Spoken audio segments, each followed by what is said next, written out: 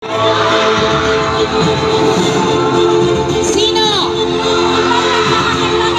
Step forward, candidate number 6.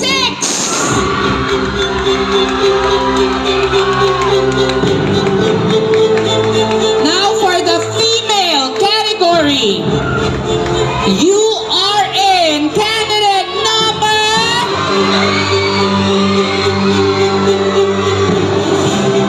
Sino? Step forward, candidate number 2.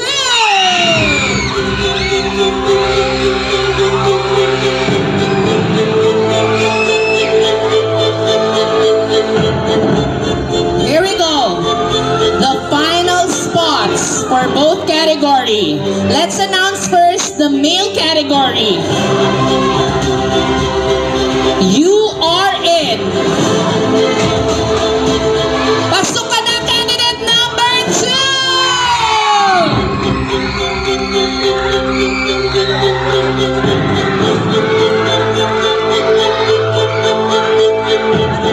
And for the female category, the last spot belongs to...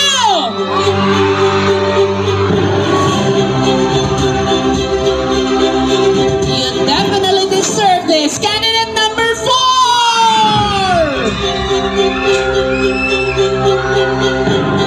There you have it, people of Lagon. Our top 3 for both Mr. and Miss Lagon 2026.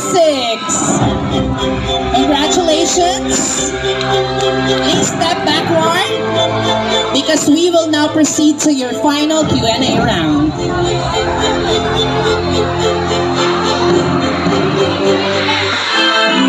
Nakapasok ba ang manok ninyo?